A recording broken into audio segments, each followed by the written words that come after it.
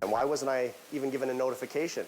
A Winnipeg man is living a 4-month nightmare after he found about $35,000 of charges on his credit card. He says the Bank of Montreal refuses to acknowledge the charges as fraud, so he's now on the hook for the money, plus the $1,700 a month in interest fees that keep adding up. It's quite stressful. I am concerned about what's going to happen. Andrew St. Hilaire first discovered the charges on his small business MasterCard in January. It was charges after charges for jewelry, perfume,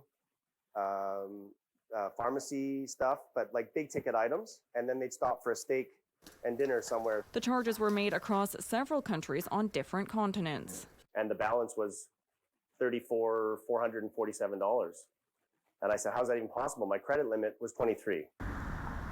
After denying 2 claims and a formal complaint, the Bank of Montreal maintains St. Hilaire didn't do his part in protecting his card. A letter sent by the bank on May 5th states that a one-time passcode was sent to St. Hilaire's email, which was then used to gain access to his funds. I didn't get that email. If I had seen it, I probably would have looked into it and found the fraud sooner. St. Hilaire also flagged a $5,000 payment to the card from his account that he says he didn't make.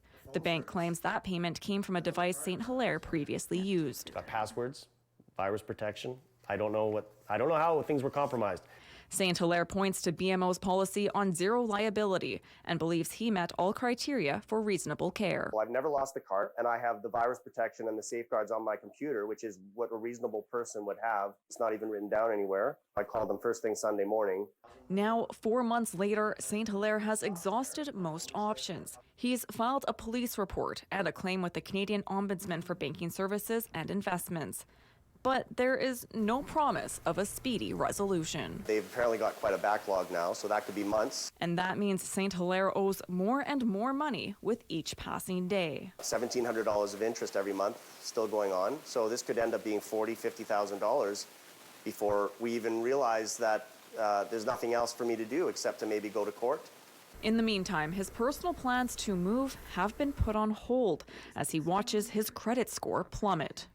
Well, I've been losing sleep over this. I've been very responsible and take good care of my credit score. I believe I had like an 850 out of 900. Making matters worse, St. Hilaire says the Bank of Montreal is ending its relationship with his small businesses. It has been determined that your personal and/or business activities fall outside of our risk appetite. Yeah. Through this process, he's learned that small business cards don't have the same alerts and protections as personal cards, and is warning others so they don't suffer the same fate. This is going to be a burden I've got to pay. In Winnipeg, Steph Lasuk, City News.